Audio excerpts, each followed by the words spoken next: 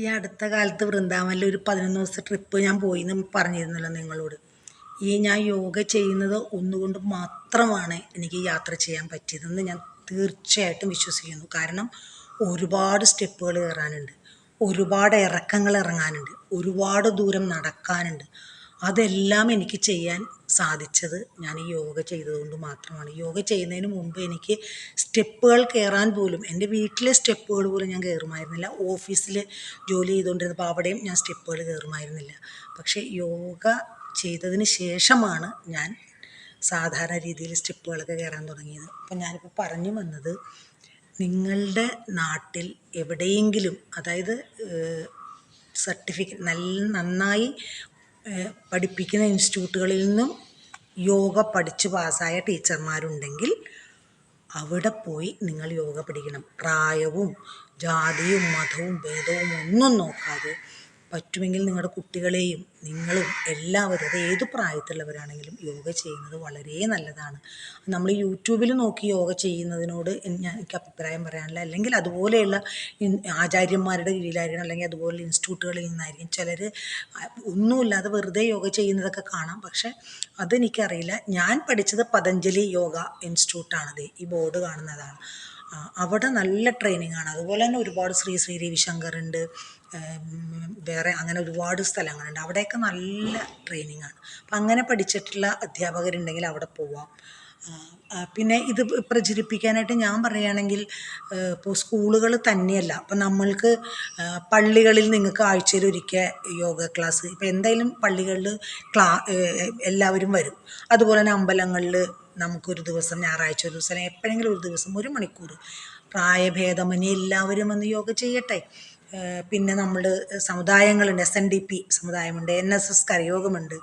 അങ്ങനെയുള്ള ഓരോ സമുദായം വഴി നമുക്ക് ഈ യോഗ പ്രചരിപ്പിക്കാനായിട്ട് സാധിക്കും. യോഗയിലൂടെ നമുക്ക്, അതായത് അത് യോഗയും ലഹരി വസ്തുക്കളുമായിട്ട് എന്താ ബന്ധം എന്ന് നിങ്ങൾ ചോദിച്ചാൽ, യോഗ ചെയ്യുന്നവർക്ക് ഒരിക്കലും ഒരു നെഗറ്റീവ് തിങ്കിങ്, ഒരു ചീത്ത വഴി ഒരിക്കലും തിരഞ്ഞെടുക്കാൻ തോന്നില്ല. അത് ചെയ്യുന്നതിൽ നമ്മൾ സ്വാഭാവികമായിട്ടും നമ്മളുടെ മനസ്സ്, നമ്മളുടെ ശരീരം എല്ലാം ഒരു പോസിറ്റീവ്നെസ്സിലേക്ക് പോവാണ്. 1 മണിക്കൂർ ഒരു ദിവസം നമ്മൾ യോഗ ചെയ്താൽ, അത് പ്രാണായാമവും ശാരീരികമായിട്ടുള്ള ആസനങ്ങളും ചെയ്തു കഴിഞ്ഞാൽ ഉറപ്പായും ആ ഒരു ദിവസം മുഴുവൻ നിങ്ങൾ 100% ഫ്രഷായി എനർജിയോടുകൂടി നിങ്ങൾക്ക് ജോലി ചെയ്യാനായിട്ട് സാധിക്കും. അത് ഏത് ജോലി ആയിക്കോട്ടെ. അതിപ്പോൾ ഞാൻ എൻ്റെ അനുഭവത്തിൽ നിന്ന് തന്നെയാണ് പറയുന്നത്. ഇത് ചെയ്യുന്ന എല്ലാവർക്കും തന്നെ എന്തെങ്കിലും ഒരു ഗുണം അവർക്ക് പറയാനുണ്ടെന്നുള്ളത് തീർച്ചയാണ്.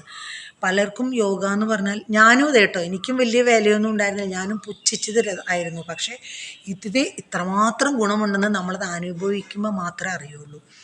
ഞാൻ വേറെ ഒന്നും റെക്കമെൻഡ് ചെയ്യില്ല. നിങ്ങൾ ജിമ്മിൽ പോകും, അല്ലെങ്കിൽ നിങ്ങൾ സുംബ പഠിക്കാൻ പോകും, അല്ലെങ്കിൽ തിരുവാതിര, അതെല്ലാം വേണം, നമുക്കതെല്ലാം നല്ല കാര്യങ്ങൾ.